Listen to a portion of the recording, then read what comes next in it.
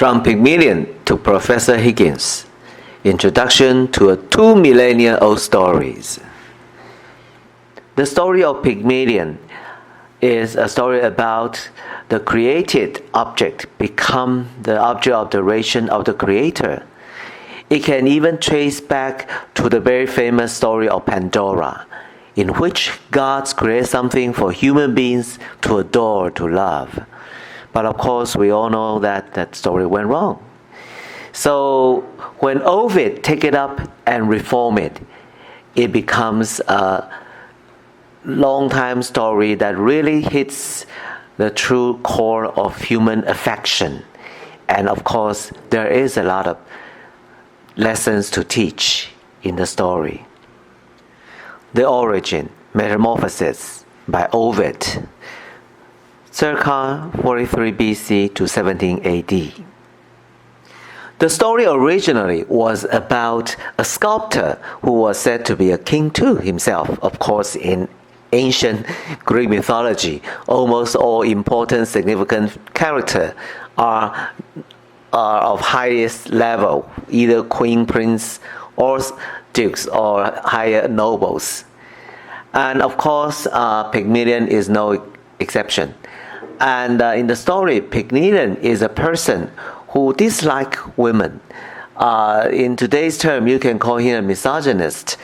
And it happened that he is a good sculptor, and one day, out of nowhere, he carved out a perfect sample of a woman and fell in love with her. And of course, with his disrespect of the goddess of love, Aphrodite, also where the Pygmalion is the king of. So he kind of been cast a spell by this goddess and fell in love, deeply, helplessly in love with the sculptures. And of course, at the end, Aphrodite granted him this grand prize of the most beautiful woman in the world and turned the statue into a real person. So the original story is actually all about love and nothing else. So of course this touches the core human needs, core human nature in the pursuit of true love, right? And of course, again, what did the original story tell? We should look back into the text because many information is in the text. We're going to have a little bit recitation of the text itself. So this is a modern translation of Metamorphosis of this section. Incidentally, Metamorphosis is a strings of all kinds of stories of changing form. So from which started from the beginning of the universe to the establishment of Roman Empire. So Ovid composed this long poem with a very obvious political purpose in it. And yet, he somehow accidentally created one of the most important literary work in human culture. Okay, let's start to see how the story was told in the first place. Okay, so please look at the screen, and there is exceptions of the text. So I'll read a little bit. Bear with me. Pygmalion saw these women waste their lives in wretched shame and critical of faults, which nature has so deeply planted through their female hearts. He lived in preference for many years unmarried. Okay, let's skip a little bit.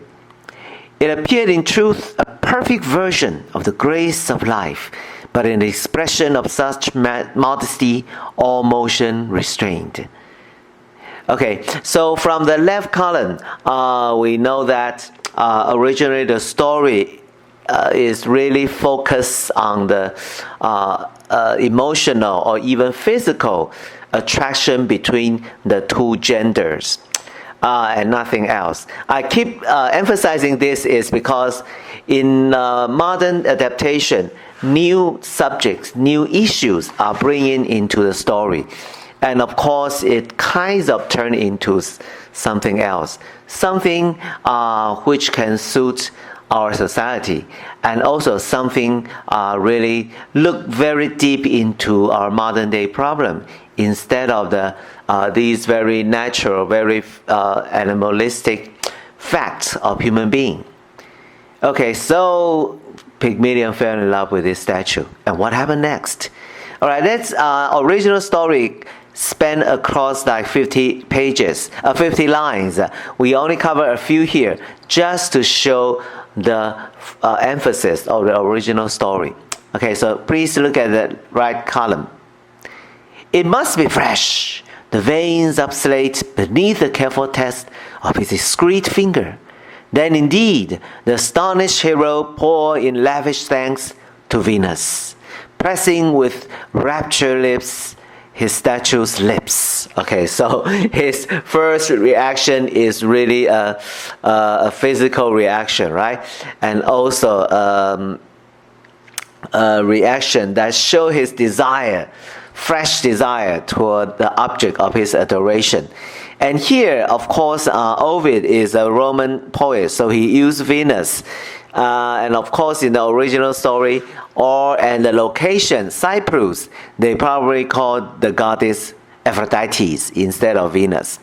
Okay, so far we are it's pretty clear that the original story is all about love, about emotion, and that's all. Okay, so at the end, when nighttime's careful moon had changed, increasing to full, the statue bride gave birth to a dear daughter, Phaethos, from which fame ever the island takes its name.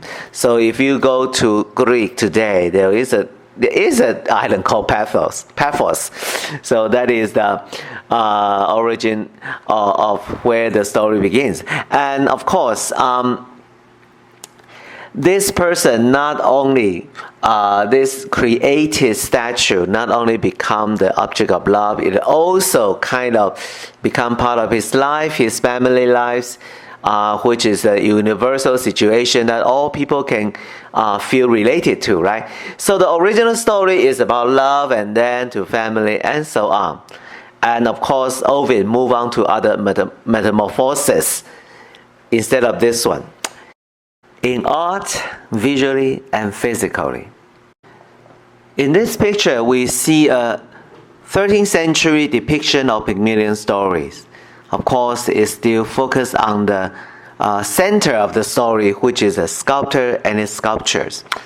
And of course, you might wonder why it takes so long for a depiction to emerge again in a significant way. Well, we have to say that after the fall of Roman Empire, in the at least Western Roman Empire, around 5th century, the whole Europe entered the medieval age, which is very Christian, and so all of the non-Christianity literature kind of being excluded from the ordinary education, only until Renaissance age, when these materials begin to become important, regain its status. So that is also when art and literature begin to look back on this past gem of literature and kind of resort to its energy. So we see here a rather stiff depiction of body posture here. And it seems that Pygmalion, the figure in red robe on the left side, seems to be murdering the statue. No, it's just carving it out of it. So still, there is not much development in the story. In this page, of course, we kind of skip a few centuries up to 17th to 18th century. By this time, of course, after Renaissance, Greek and Roman literatures is already esteemed as one of the classic, canonic material that all educated person should learn. So people are very familiar with the story, and as you can see, when people get familiar with a subject or a topic, people develop it, adds more elements in it. And in the original story of Ovid, we have read that actually the description is pretty simple, right? With only the elements needed. We never know that how the sculptor's expression was, right? And we never know, even though the sculpture was turned into a human being by Aphrodite, where was she, right? So in the painting, the painter seems to put every elements all into the picture. And if we compare this with the next slide, page 8, we see that in this 18th century, 1 century later, he seems to depict different stages of the story. 17th century version is when the statue is still stone, marble.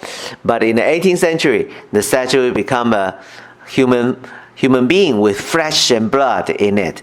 So yeah, there might be some progress in the storytelling, but basically it still stays very faithful to the original story. It didn't add new issues into it. It's still about love and desire, right? The most basic human needs for love and desire. And if we look at the next stage, the late 19th century, even up to 20th century, the sculptures, so Rodin, or in French, Rodin, all right? Rodin kind of depicted in a more sensual way. Of course, partially this is Rodin's personal style, right? He kind of dig more into the desire, the sexual part of the story. As you can see from the statue, it is far from innocent, as you can see there. And yet this is still the same story, right? Without any new issue put into it. On the stage, Bernard Shaw.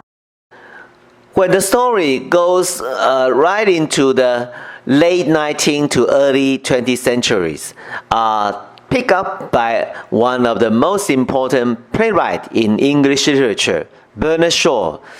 Of course, he added new element, discussed new issue with this 2 millennium old story. Right? Remember that we just mentioned the original story is really about human nature. Things happen there in human soul and heart, right? But of course, Bernard Shaw wouldn't take it so easy. As rise of new generation of playwright after the last theater golden age of Shakespeare, of course, Bernard Shaw add new element in it, try to carve new depth into the play, right? So although he's named the play Pygmalion, but as you can see on the right side of this page, we have the character list here. There is no one called Pygmalion here. So this title function as overall description of what the story is. And of course, the story tells much more than what the story of Pygmalion tried to convey. As we can see here on the character list, if you go to the show this year, you will find them corresponding to this list very well, right? So there are Professor Higgins, there are Colonel Pickering, and some of them are changed, of course, in our latest adaptation. So I want to say here is, with Bernard Shaw adaptation, he discussed not only love in human life, he also discussed gender relation. He also discussed class relationship in society. So he put in a lot of social issues into his play, using Pygmalion to foreground these issues in modern life. So allow me to kind of describe roughly the story of this latest adaptation. So in Pygmalion, Henry Higgins is a language professor, and we know that as the British Empire make English the cosmopolitan international language, they seem to take high pride in the authentic, in the true accent of their language, right? The British English. So anyone who cannot speak proper English is looked down upon as a socially, intellectually inferior people, right? So in a sense, this might make sense a little bit, because if you are well educated, you should be able to talk well, speak in right manner and accent and tone, right? So if you cannot, it obviously shows that you are not a well educated person. So in a sense, what Professor Higgins emphasizing the right way of your verbal expression, in a sense, is a sensible thing to do, because if you want to show that you are well educated, a sensible person, of course you must be educated. And if you are well educated, how cannot you talk correctly, right? So in a sense, he used this to make distinction between people instead of by people's wealth.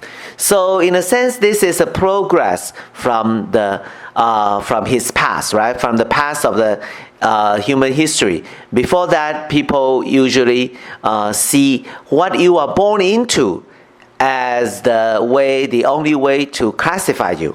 But Professor Higgins, used whether you are well educated or not as the standard of classify people. In a sense, this is a progress. But of course, involved in it also relationship between gender, right? In the story, Higgins still think that women are just kind of supplement element to men. So in a sense, Bernard Shaw 200 years ago already bring up what is paving the way for feminism later to start with, right?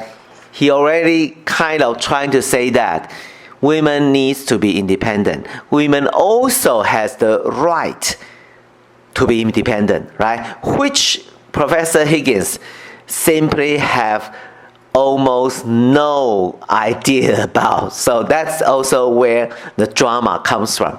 So the story is saying that one day accidentally Higgins encountered another linguist, Colonel Pickering, at the presence of a horribly accented flower-selling girl, Eliza Doolittle.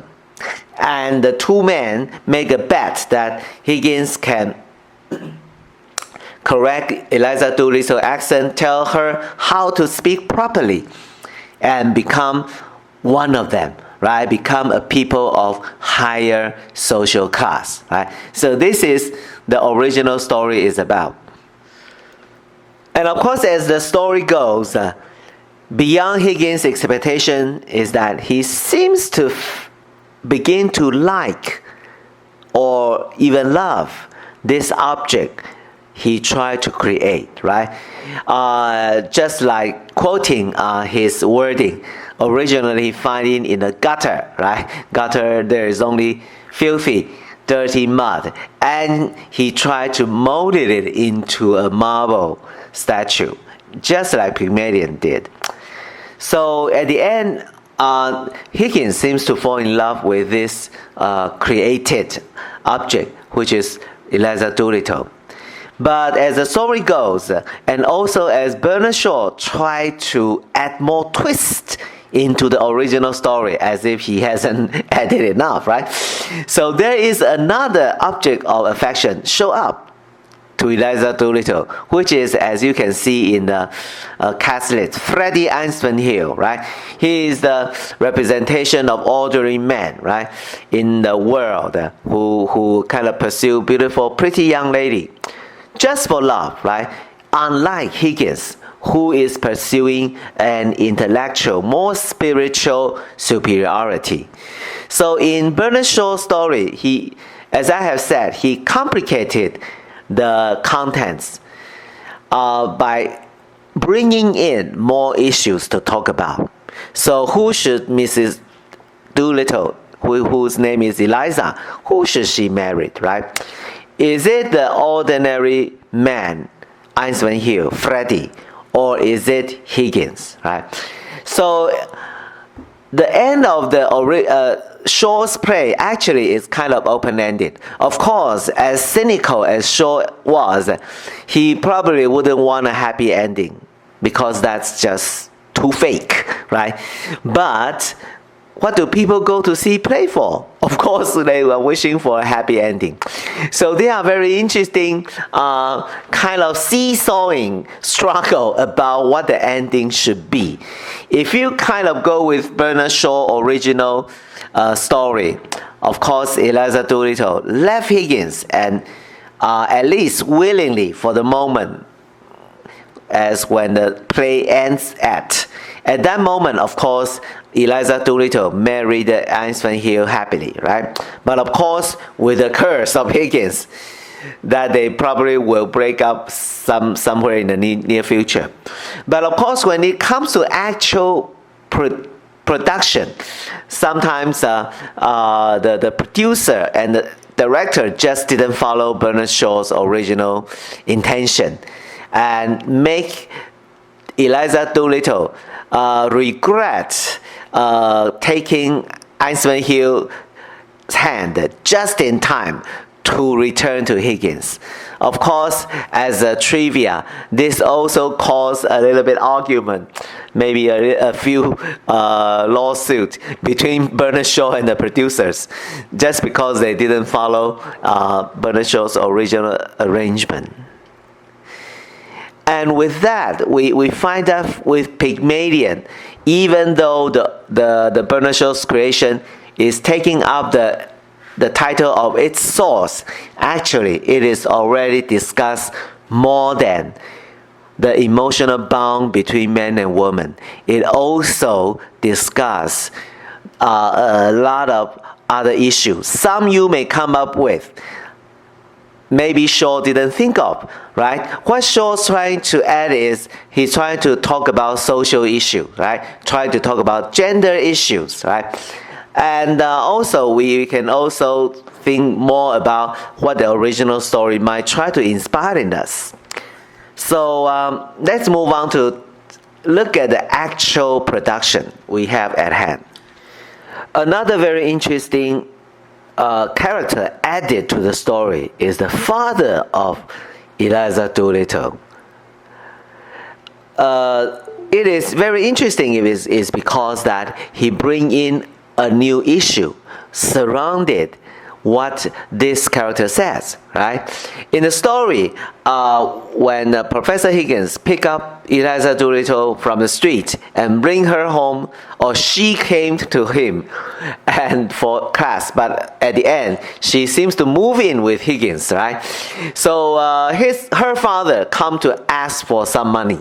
Of course, this is abhorring, right? Terrible things to bring up. It seems that Mr. Doolittle, Eliza's father, sold his own flesh and blood just for a few pounds. It may seem terrible, but of course, his father bring up perfectly justifiable reason, right? Morality is something only rich people can afford. For people who cannot make the next meal, what right, what ability do they have to support a higher moral standard, right? So besides, Mr. Doolittle also shows that he is a very constrained person. He didn't ask for money time and again. He said that I only ask for what I'm worth. In the fairness of it, somehow Mr. Doolittle strike at the bullseye of what morality really should be, right? Morality should aim and achieve fairness instead of a kind of vanity, a kind of appearance, right? So this is also one of a very interesting issue that is new to the original story. Original story didn't cover this many issues, as I have mentioned time and again. And of course, this is also what literature is about. it developed, it evolved, it kind of become the vessel for later generations to talk more about humanities, to cover more issues. Okay, as you can see, this is a very modern and probably the most significant adaptation of Pygmalion. By this time, the title has been changed into My Fair Lady. And this story, this is also the adaptation that add music to the production. The story isn't just told, it is sung. So the spirit of musical is, of course, to bring the emotion, to bring the sentiment to the front. It is not just the story that counts. It is what story makes you feel. That is the major object of the show. So in this production, of course, we have witnessed, or I shouldn't say witnessed, we have heard, some of the most memorable songs in the history of musical, as you will see in the production of our department later. And in the center is the very famous Eliza we have, played by Julie Andrews, as we have seen here in the caption. And also the Professor Higgins is played by the very famous Rex Harrison. Later in the movie version, Rex Harrison also played the Dr. Higgins there, Professor Higgins there. Of course, there are more than just musical adaptation, which Pygmalion show up again in. Here we have a production of a stage production, which is obviously not musical production. And of course, as you can see from their clothes, apparels, they are more modernized than the original earlier adaptation. And of course, in this adaptation, they kind of focus on the dramatic tension between the characters, right? So each adaptation has their own focus. Besides the stage, the literature of 20th century, as I have always mentioned, is the movie, right? So almost all of the major literary works has been adapted onto the silver screen. And of course, Pygmalion or My Fair Lady has been put onto the big screen several times. So as you can see here is earlier 1938 film version of George Bernard Shaw's Pygmalion. By this time, since movies are more commercials than other media, of course it kinds of adapt the end and let Eliza go back to Higgins at the very last minute, right? As a form of satisfying what the moviegoers go to the film for. They don't want to leave the cinema with a sad heart, so they, at the end they just let them get together again, which is not what Bernard Shaw is believing. So in the movie version, it also shows how the very professional process of language, or I should say accent training is. It includes many drills.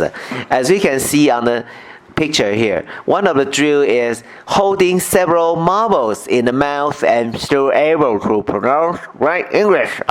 Just I try to mimic here. And of course this become very comic, very funny. And it was also picked up later by the musical movie production. Here, as we can see, is two pictures from the most important adaptation of My Fair Lady, also adaptation of Pygmalion. Here we see Professor Higgins' first encounter or the second encounter after the Covent Garden scene, right? So Eliza go to Professor Higgins' home asking for a lesson. Of course, there are a lot of dramatic ups and downs, but at the end, Eliza did move in to Higgins for a short, intense language training. And after several months, well, as we can see on the right-hand side, Eliza turned from an ugly duckling into an elegant, beautiful swan. So with this production, Audrey Hepburn and Rex Harrison kind of set an unsurpassable high bar for these two characters, right? Not only dramatically, musically, simply in every way. They are the Professor Higgins and Eliza Doolittle. So in later production, after the movie, probably since the music is so great and also it didn't sacrifice all the issues as I have talked about, because in this musical version, the social issue, the gender issues are all very well kept in the story. So later on, people usually just follow the original script, only with a different arrangement on or choreography or costume change or even character change. As we can see in this 2022 version, they use nowadays they call colorblind casting. Have an African actress to play Eliza, leaving out the issue of race completely, which is not present in the original play anyway. So with this kind of new approach, of course, the casting open up to all people, right? Instead of just Caucasian performers. All performers of all colors, skin color can take up the character as long as they can sing and act good enough, right? So in these two iconic scenes, one on the right must be about the rain in Spain stays mainly playing scene, and the one on the left, beneath the first one on the right, is about the first social occasion Eliza go to, in which she make a big livestock out of herself, and so on and so forth. So as you can see with these production, the very old story has evolved into a more complicated story and yet more entertaining plot, right? So this year, I'm very happy to see that our production takes up this challenge and take one step further to adapt even more. And we are eager to see that. All right, before that happens, of course, there are a few extra sections I would like to introduce to you.